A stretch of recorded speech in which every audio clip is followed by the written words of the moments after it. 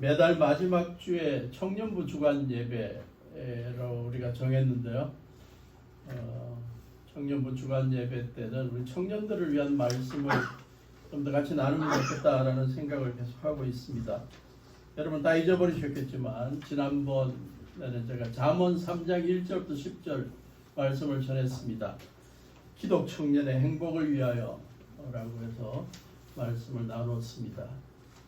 그래서 살아가면서 사람들을 대할 때는 인자와 진리로 대하고 하나님을 대할 때는 하나님의 주권을 인정하고 철저하게 하나님의 인도하심을 의지하고 물질을 주시면 그걸로 하나님 공경하는 데 쓰자.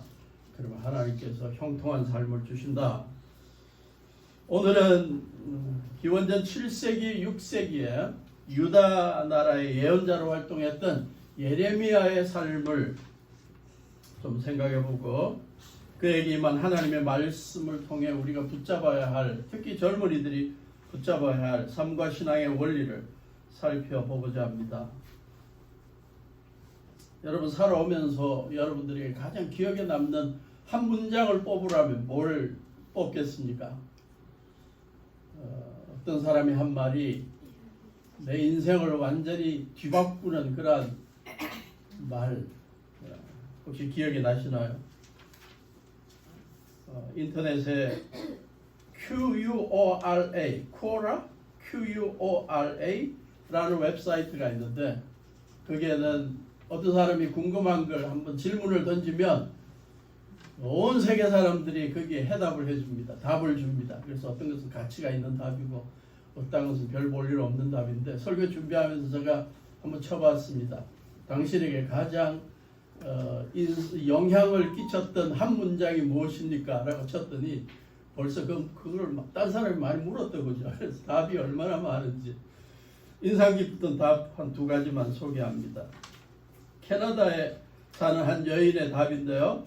나는 31살 때 담배를 많이 피우고 있었고 하루는 담배를 피우면서 몬트리올 시내를 거닐고 있는데 노숙자 한 사람이 나를 보더니 한 말이 평생 내 인생을 바꾸었다. 그가 한 말은 당신은 담배를 피우기에는 너무나 아름다운 여인입니다. 아마 그 사람은 담배로 말미암아 폐가 망가지고 암이 걸리고 빨리 죽는 걸 알고 있어서 참 아름다운 여인이 왜 그 담배 피우다가 인생을 빨리 망치려고 그러냐 그런 질문이었던 것 같아요. 이 말이 지나가면서 그냥 흘려버리는 말이 아니라 귓가에 계속 남고 특히 자기의 가족들은 담배를 너무 많이 피워서 가족들 가운데 이 폐암으로 죽어간 사람이 많은 걸 경험한 그 여인의 입장에서는 충격적으로 다가온 말이었습니다. 그래서 한 2달 이후에 담배를 끊었고 평생 안 피웠다. 의미 있는 한 문장이죠. 또 다른 사람의 답이 있었는데요. 나는 14살 때 학교 수학도 가르치고 이탈리아어도 가르친 선생님의 말씀이 평생 내 삶을 바꾸었다. 14살 때 여러 가지 일들로 너무 우울하게 지냈다. 그래서 학교의 선생님들께 자기의 그 좀 우울한 감정을 가끔 이야기했는데 아무도 신경을 안 쓰더라. 너무너무 사는 게 재미없고 힘들어서 한 주말에 이제 마감하려고 생각하고 그 금요일 날 마지막 수학 수업 시간 시험이 있어서 시험에 답안지는 써내면서 답안지를 접어서 위에다가 한 문장을 썼다. 선생님과 가족이 세상의 온 행복을 다 누리시기를 바랍니다. 그랬더니 이 선생님이 답지를 거두면서 보다가 그 문장을 보고는 야 너 남아라 그러더래요. 그래서 남았더니 한 2시간 동안 그를 붙잡고 이런저런 이야기를 하면서 마지막에 한 말이 자기 인생을 바꿨다는 거예요. 너가 다음 월요일 날 학교에 안 오면 내 마음이 망가질 것 같아. 너무너무 슬플 것 같아. 그 한마디에 자기가 힘을 얻어서 자기에게 관심 가진 사람이 있구나. 그래서 다시 삶을 살기로 했다는 겁니다. 조이 타이라는 사람이 미국에서는 리더십 이러한 강의를 하고 돌아다니는 그런 강사인데요. 어떤 그러한 강의해주는 세미나 이끄는 그런 단체 회장이기도 합니다. 그가 20세기를 산 사람들의 삶을 바꾸어준 가장 중요한 세 문장을 그가 소개하고 있습니다. 첫째는 Never fear. 루즈벨트 대통령이 미국의 대공황을 겪고 있는 미국 국민들에게 두려워하지 마라. 이 경제적인 어려움 이거 두려워할 거 아니다. 우리 이겨낼 수 있다. 라고 도전을 줬고요. 또 하나는 Never quit. 철칠 수상이 영국의 철칠 수상이 2차 대전 독일이 지금 막 승승장구하고 있을 때 영국에 막 폭탄이 떨어지고 그래서 두려워하고 있는 백성들에게 절대 우리는 전쟁에서 안 지니까 포기하지 마라. 굴복하지 말자. 포기하지 말자. 세 번째, Dream High. 마르틴 루터 킹 목사가 했던 큰 꿈, 높은 꿈을 꾸고 살자. 짧지만 정말 귀한 힘을 주는 영향력 있는 문장이죠. 성경에 보면 사람들이 한 말이 아니라 하나님께서 주신 말씀 때문에 인생이 완전히 바뀐 사람들이 수없이 많습니다. 대표적으로 아브라함을 들면 75세 때 인생의 이제 황혼기에 조용하게 마감하려는 그때 하나님께서 불러갖고 창세기 12장 1절부터 3절의 말씀을 주시죠. 주님께서 아브라함에게 말씀하셨다. 너는 내가 살고 있는 땅, 내가 난 곳, 너의 아버지의 집을 떠나서 내가 보여주는 땅으로 가거라. 내가 너를 큰 민족이 되게 하고 너에게 복을 주어서 내가 크게 이름을 떨치게 하겠다. 너는 복의 근원이 될 것이다. 너를 축복하는 사람에게는 내가 복을 베풀고 너를 저주하는 사람에게는 내가 저주를 내릴 것이다. 땅에 사는 모든 민족이 너로 말미암아 복을 받을 것이다. 이 말씀이 가슴 벅차올라서 하나님의 명령에 따라 순종하는 제2의 인생을 살게 되는 거죠. 노아 창세기 6장 14절에 보면 모두가 다 죄에 빠져 있어서 하나님께서 물로 이 온 세상을 휩쓸어 버리겠다라고 작정하시면서 그러나 소수의 의인들을 살리게 하는 방주를 짓게 하기 위해서 노아에게 명령하십니다. 너는 잣나무로 방주 한 척을 만들어라. 하나님께 주신 이 명령이 노아라는 의인의 인생에 완전 새로운 전환점으로 그와 노아와 그의 가족을 통해서 하나님께서 원하시는 새로운 세상이 열리게 되었습니다. 오늘 본문의 주인공 예레미야도 어린 시절에 하나님께서 속삭여 주신 말씀이 있었는데 이 말씀이 예레미야의 예언자 사역, 평생의 어려운 사역 속에 힘이 되고 그의 삶을 붙잡아 주게 되었습니다. 예레미야의 전한 말씀은 오늘날처럼 예수 믿고 천당 가고 예수 믿으면 우리의 모든 죄와 형벌이 다 사해지고 하나님의 아들, 딸 된다는 긍정적인 메시지를 전해야 되질 않았습니다. 하나님 말씀에 불순종하고 우상 숭배하고 가진 자들, 권력자들이 가난한 자들, 힘없는 자들을 억압하고 온 세상을 망가뜨려 놓은 것을 보시고는 하나님께서 너무너무 화가 나서 예레미야를 보내서 너희들 그따위로 살면 나라 망한다. 바벨론이 쳐들어와서 너희 나라 폐허로 만들 것이다. 너희들은 다 종으로 쫓겨갈 것이다. 빨리 회개해라. 너희들 성전을 그렇게 의지하고 있는데 성전 무너진다. 이런 소리를 했다가 백성들이 회개는커녕 돌이 날라오고 침 뱉고 감옥에 갇히고 하루하루의 사역이 힘들었습니다. 어떤 때는 다 집어치워버릴까 하는 생각이 들었지만 그때마다 어린 시절 하나님께서 그에게 속삭여 주신 그 말씀이 그를 이겨내게 만들고 끝까지 주님의 예언자로서의 사역을 감당하게 만든 것입니다. 그게 바로 오늘 우리가 읽었던 1장 5절의 말씀이죠. 내가 너를 모태 엄마의 태에서 짓기도 전에 너를 선택하여 내가 태어나기도 전에 너를 거룩하게 구별해서 문민족에게 보낼 예언자로 세웠다. 그거 기억해라. 삶이 힘들 때마다 그는 이 말씀 붙들고 자기 인생의 좌우명처럼 생각하고 살아가게 된 것입니다. 여기에서 발견할 수 있는 몇 가지 신앙적인 깨달음이 있죠. 첫째, 내가 너를 모태에서 짓기도 전에 너를 선택했다. 이 5절의 앞부분에 나오는 이 부분 속에 두 가지 동사가 나오죠. 첫째는 내가 너를 모태에서 지었다, 짓다라는 동사고요.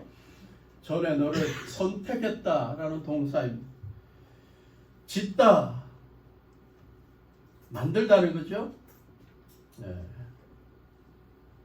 아레츠라는 동사인데, 아체르라는 동사인데요. 만들다. 18장에 보면 토기장이가 토기를 이렇게 빚는 장면이 나오죠.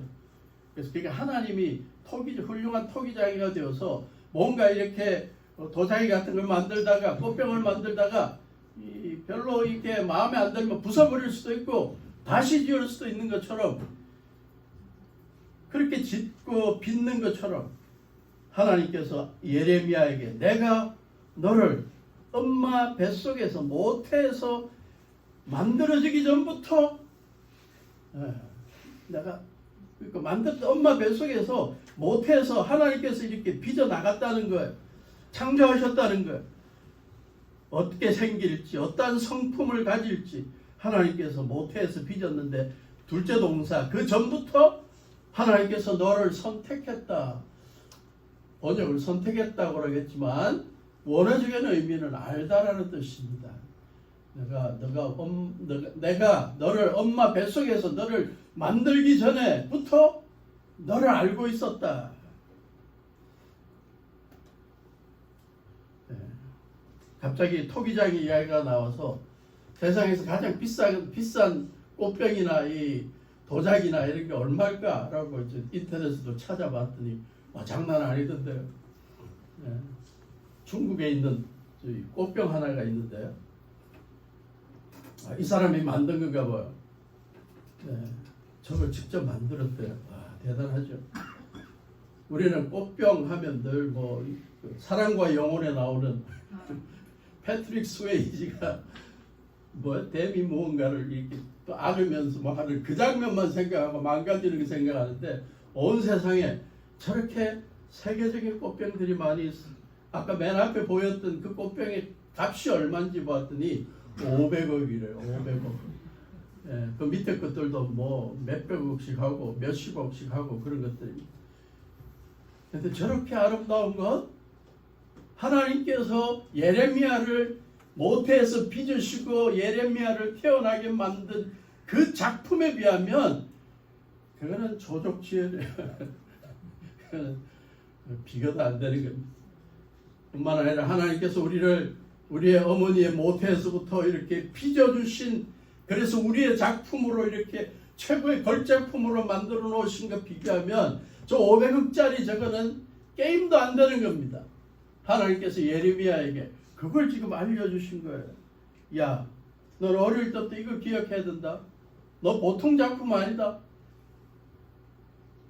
엄마하고 아빠하고 이렇게 임신해갖고 엄마 모태에 이렇게 생명이 시작되면 지가 알아서 저절로 막 이렇게 생겨날 것 같지 아니야. 내가 빚었어. 하나님께서 빚었다는 거야. 하나님께서 만드셨다는 거야. 그리고 하나님께서 만드시기 전부터 계획 속에 예레미야를 알고 계셨고 관심을 갖고 계셨고 사랑을 베풀고 계셨다는 겁니다.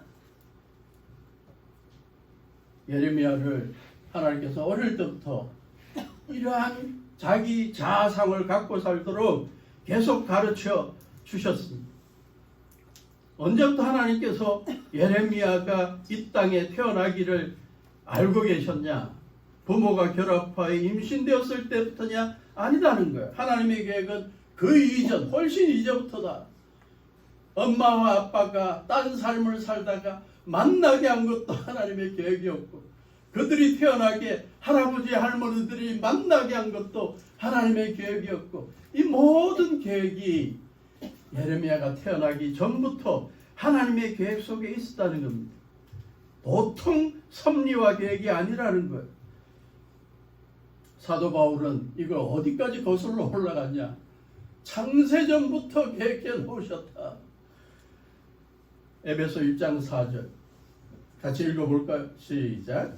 하나님은 세상 창조 전에 그리스도 안에서 우리를 택하시고 사랑해 주셔서 하나님 앞에서 거룩하고 흠이 없는 사람이 되게 하셨습니다. 사도 바울은 창세전부터 하나님께서 우리를 태어나게 하시고 우리를 예수님 안에서 구원받게 하셔서 하나님의 아들, 딸이 되게 하도록 계획해 놓으시고 그때부터 하나님의 사랑을 보여주고 계셨다.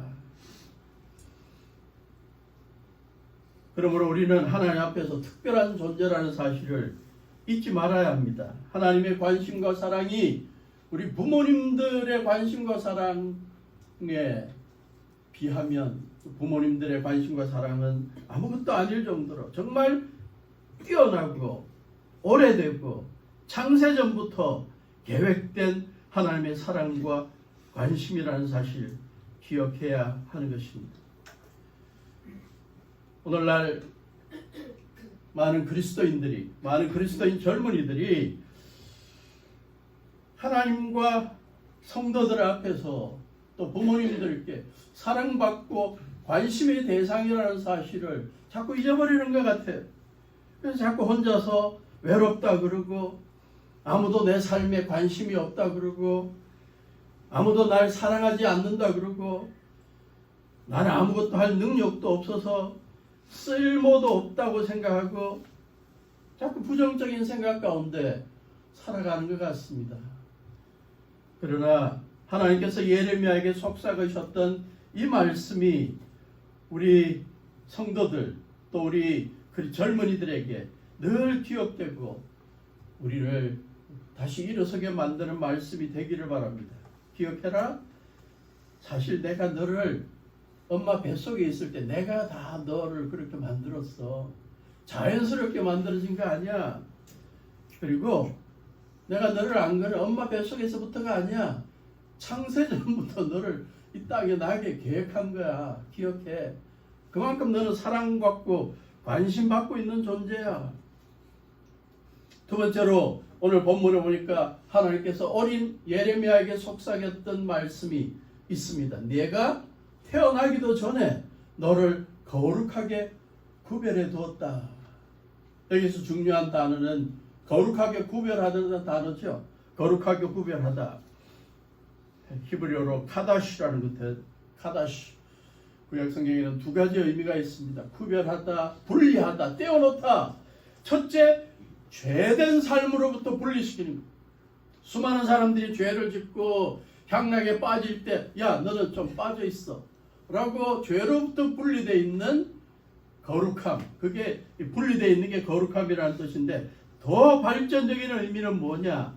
하나님의 목적을 위해 사용하려고 따로 떼어놓은 거야. 하나님의 목적과 뜻을 이루기 위해 따로 분리시켜 놓았다.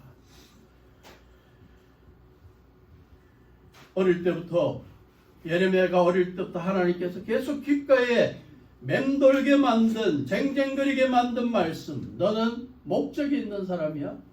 너는 때가 되면 너를 쓸 거야. 그때까지 너 준비되어 있어야 돼. 너는 딴짓 하지 말고 바르게 준비되어서 거룩하게 준비되어서 언젠가 하나님이 필요한 곳에 온 백성들에게 회개의 말씀을 전하는 일에 내가 쓰임받게 될 거야. 한 걸음 더 나아가 온 세상 만민들에게 하나님의 살아계심과 하나님의 주권을 전하는 이방의 선지자, 예언자로 쓸 테니까 그거 기억하고 있어? 너는 거룩하게 구별된 자야.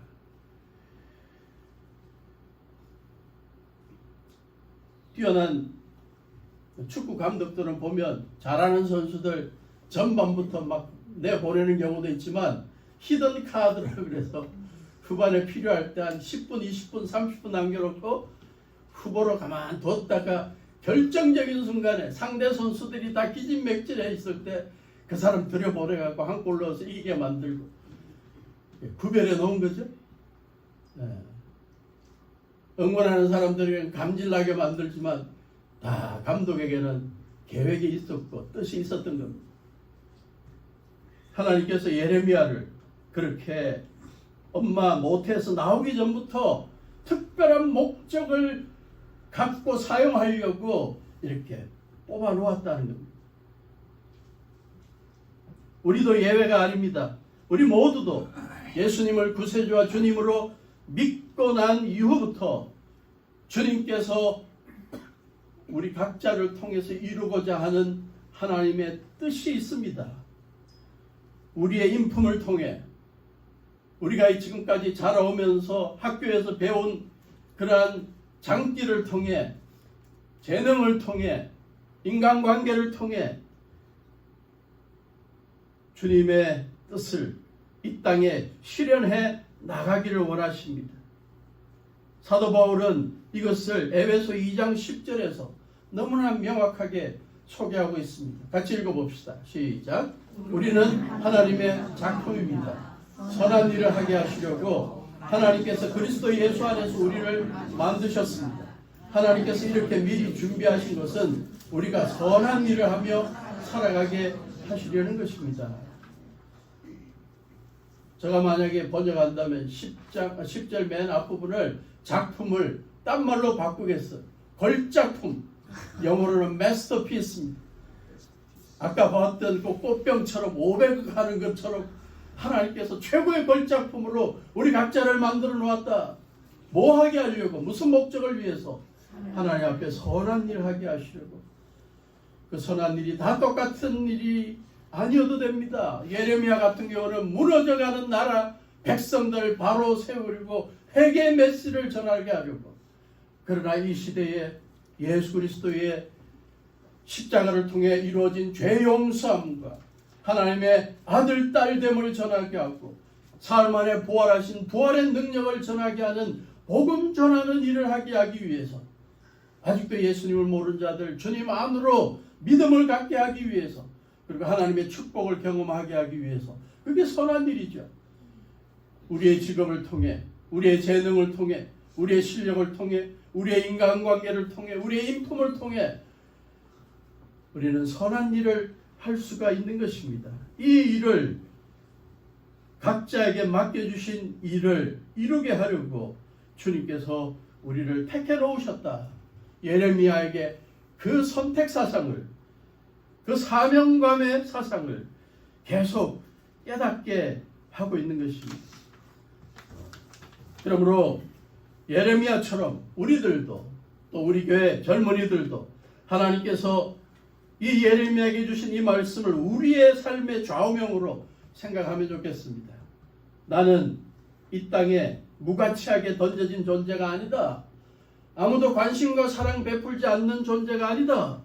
모태에서부터 하나님께서 직접 빚으시고 하나님께서 따로 떼어놓으셔서 목적을 이루게 하시려고 준비시키시고 때가 되면 그 일에 뛰어들 수 있도록 기회를 주신다.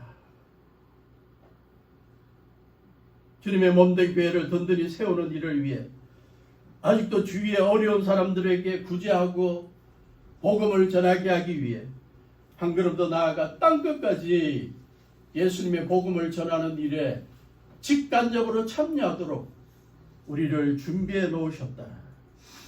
그러므로 우리는 항상 내가 가야 할 길이 뭔지 나의 삶의 목표가 뭔지 흔들리지 않고 이제 청년 정도가 되면 기도하는 가운데 말씀 묵상하는 가운데 분명히 그걸 붙잡아서 그 일을 준비하고 실행하는 데 매진할 수 있기를 바랍니다.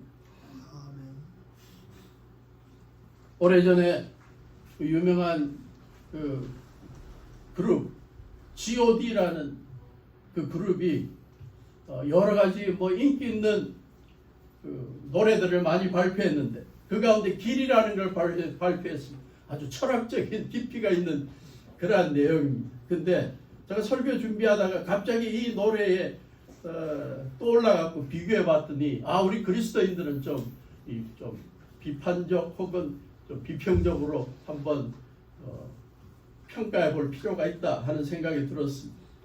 한번 들어보십시오. 이걸 처음부터 이렇게 읽어보니까 요즘 젊은이들이 살아가면서 방황하고 있는 그런 마음을 꼭 표현하는 것 같아요.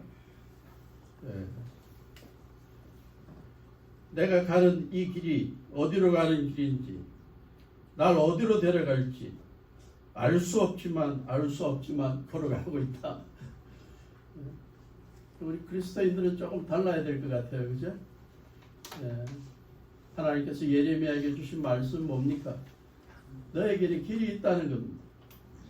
거룩한 일을 위해서 널 구별해서 지금 맡기려고 따로 떼어놓았다. 그걸 빨리 발견하고 그대로 살아보라는 거예요. 그게 행복이고 그게 성공이라는 거예요. 사람들이 길이 정해져 있는 건지 자신의 길을 만들어가는 건지 알 수 없어 한다. 나는 왜 이 길에 서 있지? 정말 이게 나의 길인지 궁금해하고 있는 거예요.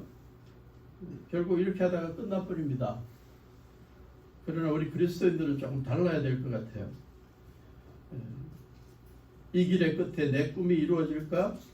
나는 무엇을 꿈꾸는가? 누구를 위한 꿈인가? 그 꿈을 이루면 난 웃을 수 있을까? 우리 그리스도인들, 젊은이들은 하나님께서 나에게 맡기신 선한 일, 그걸 찾아서 그걸 이루어 나가는 그게 삶의 행복이고 보람이고 내 사명이고 소명이라는 생각 가운데 살아가는 거예요. 그러니까 나는 알 수 없다는 말보다는 이게 발견되어서 감사하다고 생각하고 매진해 나가는 것이죠. 우리 젊은이들의 기도 속에 바로 이러한 하나님의 계획을 찾는 기도가 꼭 포함될 수 있기를 바라고, 찾아서 이 일에 열심히 준비하고 이 일을 열심히 실행해 나가는 우리가 되게 해달라고 기도할 수 있기를 바랍니다. 하나님을 위해, 어려운 이웃을 위해 위대한 일들을 할 수 있도록 하나님께서 계획하신 걸 감사하고, 하나님께서 특별한 은사를 주신 걸 감사하고, 물질을 주신 걸 감사하고, 그 일에 최선을 다해서 실행해 나가는 우리가 되어야 할 것입니다. 우리의 젊은이들, 아직도 여러분의 미래가 너무 암담하고 내 인생이 이렇게 의미도 없이 보람도 없이 이렇게 하루하루 살아가다가 끝나는 게 아니냐라고 생각할지 몰라도 그건 여러분의 생각입니다.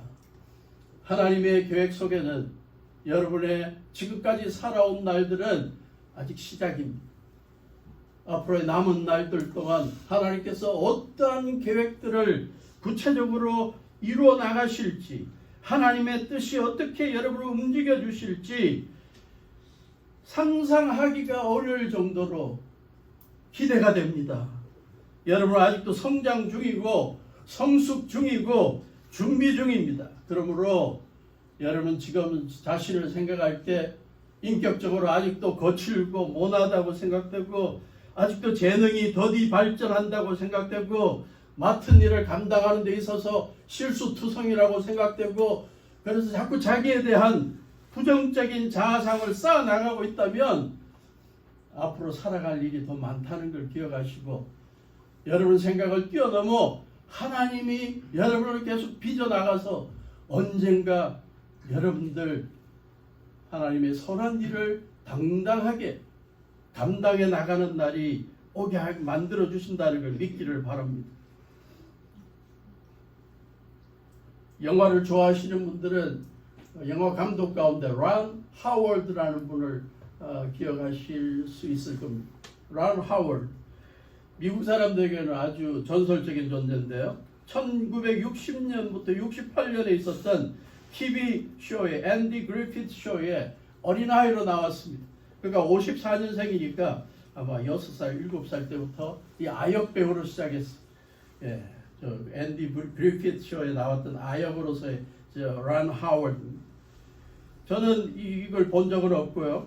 서부 영화를 좋아해서 그가 악당 가운데 하나로 출연했던 스파이스 갱이라는 영화를 봤는데요. 유튜브에 보면 나옵니다. 아주 재밌어. 은근히 재밌어. 그게 보면 저기 뒤쪽 오른쪽 뒤에 서 있는 저 사람이 란 하워드인데 74년도 영화니까 20살 때 그가 6살 때 앤디 그리티 쇼에 나올 때나 20살 때 저 서부 영화에 나올 때 저 젊은이가 20살의 저 젊은이가 미래의 영화계에 어떠한 역할을 할지에 대해 어느 누구도 예상 못했을 거예요. 그러나 20대 이후부터 20대 후반부터 그는 영화 감독을 시작했고요. 저기 자기가 만든 감독한 영화, 제작한 영화들 가운데 얼마나 우리들에게 감동을 줬던 영화가 많은지 그 가운데 좀 확대해 보면 아폴로 13도 있고요. 앞쪽으로 다시 보시겠습니다. 아폴로 13, 다빈치 코드, 러쉬, 그 다음에 코큰, 그 다음에 엔젤스 앤 데빌도 있고 또 저기 신데렐라맨 저걸 아마 뭐야 아카데미상도 받고 그랬나 무슨 상인지 아카데미상 감독상을 2개나 받았어. 비틀스도 나왔고요. 재밌게 보았습니다. 어쨌든 저 아이가 6살 때 20살 때 그의 미래에 얼마나 위대한 영화계의 거목이 될지 상상도 못했는데 그 사람은 그렇게 준비되어서 정말 위대한 업적들을 남겼죠. 우리 젊은이들 여러분의 20대 모습이 그냥 그렇게 계속 유지된다고 생각하지 마십시오. 하나님께서 때에 따라 성령의 인도하심으로 필요할 때마다 여러분들이 급성장하게 만드시고 인격적으로 성숙하게 만들어주시고 필요할 때 좋은 사람 붙여주시고 여러 환경의 어려운 것들 다 제거해 주시고 여러분들을 빚어나가셔서 30대, 40대, 50대 하나님의 나라를 위해 선한 일을 하는 사람들로 만들어 사용하실 겁니다. 오늘 새벽에 일찍 사진 한 장을 제가 찾았습니다. 저 사진이 반포 침례교회 전도사로 있을 때 사진입니다. 1981년 저가 어느 쪽에 있는지는 아시겠죠? 뒤쪽 맨 왼쪽에 있는 안경 쓰고 바싹 마른 사람. 그때가 23살. 그 옆에 반용건 형제님이 있고 그 옆에 차경태 목사님이 있고 오른쪽 왼쪽에는 김학수라는 청년, 이름도 아주 기억해요. 청년회장이었고 그 옆에는 모르겠어. 그 옆에는 최동감 목사님. 그 옆에는 이름이 김영철인가? 제가 지금 23살 때 근데 지금 6학년 6반이 되어갖고 40몇 년 동안 하나님께서 저를 빚어나가시고 여러 가지 면에서 사용하실 걸 생각하면 얼마나 감사한지. 신학교에서 가르치기도 하시고 제가 저때 어떻게 감히 대반포 침례교회 와서 목사로 이렇게 설교하면서 섬길 수 있는 기회가 열릴지 상상도 못했어요. 하나님께서 40년 동안 뺑뺑이 돌리시다가 또 귀한 여러분들과 함께 신앙생활을 하고 주님을 섬기게 해주신 거예요. 차경태 목사님 미국에 가서 저 유타 지역에 조그만 국제 결혼한 분들 중심이 된 미군 부대 옆에 있는 성도들 수십 년 동안 그들 목양하게 하시고 최동감 목사님 또 미국을 불러갖고 아틀란타에 굉장히 큰 교회에서 목회 잘하고 은퇴하게 하시고 그 옆에 있는 김영재님은 무슨 방송국에서 일하는 걸로 들었고 다들 하나님께서 가장 선한 길로 인도하셔갖고 하나님께서 계획하신 것을 잘 이루게 해주신 거예요. 그러니까 우리 젊은이들 지금의 여러분의 모습이 인품이 실력이 평생 간다고 절대 생각하지 마시고 하나님께서 여러분들 때에 따라 위대하게 쓰신다는 사실을 믿고 현재 최선을 다하시고 준비하시고 영적으로 준비되시기를 바랍니다. 오늘 본문 말씀의 세 번째 우리가 기억해야 될 말씀이 있다면 너를 문민족에게 보낼 예언자로 세웠다 하는 것입니다. 다른 번역에는 이방의 선지자로 보내겠다라고 번역하고 있는데요. 어쨌든 하나님께서 예레미야에게 어릴 때부터 속삭이셨던 말씀은 너는 온 세상 만민에게 하나님의 증인으로 말씀을 전하는 종으로 사용될 거야. 너의 무대는 유다만이 아니야. 너의 무대는 조그만 유다만이 아니야. 온 고대 근동 지역에 아직도 우상이 팽배한 그쪽에 하나님의 살아계심과 하나님의 영광을 전하게 만들기 위해 너를 곳곳에 너의 영향력을 미치게 할 것이야. 하나님께서 어린 예레미야에게 꿈을 키우게 만들었습니다. 그의 사역의 무대가 세계적이고 국제적이 될 것이라는 걸 기억하게 만들고 어릴 때부터 그는 세계적인 예언자로 준비되게 하신 것입니다. 저는 예레미야에게 이렇게 말씀하신 하나님이 이 시대에 우리 교회 젊은이들에게도 똑같은 말씀을 주신다고 믿습니다. 너희들은 이 시대에 문민족에게 선한 영향력을 끼칠 나의 증인으로 보낼 거다, 세울 거다. 여러분의 전공이 무엇이든 여러분의 직업이 무엇이든 여러분들의 영향력이 믿음 안에서 확장되어서 땅끝까지 하나님의 나라를 전하고 예수님의 복음을 전하는 일에 쓰임받게 해 주실 것이라고 믿습니다. 그러므로 이러한 믿음을 갖고 국제적인 인물로 준비하시기를 바랍니다.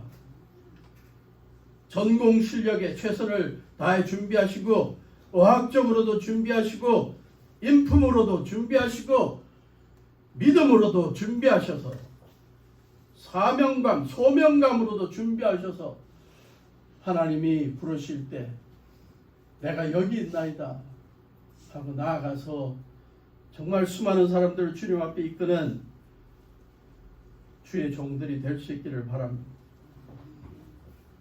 로마 시대의 철학자 세네카가 한 말이 많이 돌아다니더군요. 영어로 번역을 한 게 Luck is what happens when preparation meets opportunity. 행운이란 준비와 기회가 만날 때 일어나는 거다. 우리 그리스도인들은 행운이라는 말을 별로 안 좋아하죠. 그러니까 말을 뭐로 바꿀까 생각해 보니까 행복, 삶의 보람, 성공 뭐 이런 걸 바꿀 수 있을 것 같아요. 삶의 보람은 언제 느낄 수 있냐? 하나님의 주신 사명을 깨닫고 준비해 놓았을 때 하나님께서 만나게 하는 기회에 그 일을 시도하게 될 때 행복을 경험하고 보람을 경험하게 된다. 우리 젊은이들 아직도 준비하는 때입니다. 아직도 열심히 자기 전공 준비해야 되고 더 열심히 공부하고 더 과학적으로 준비되고 연주 준비하고 그래서 많은 사람들에게 감동을 줄 수 있어야 하고요.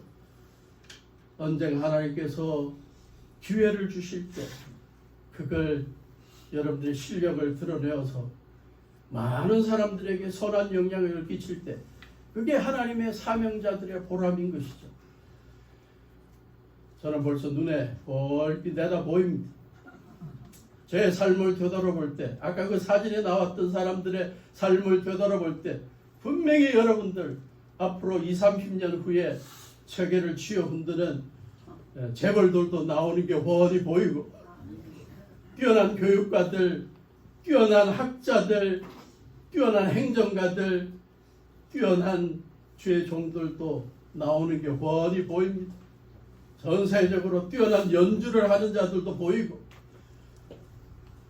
우리 교회에서 이렇게 준비된 자들, 하나님께서 보내시는 열방 어느 곳에든지 가서 주님의 영광을 드러내는 귀한 종들로 쓰임받는 우리 젊은이를 두고 우리 반포 침례교회가 될 수 있기를 주님의 이름으로 축원합니다.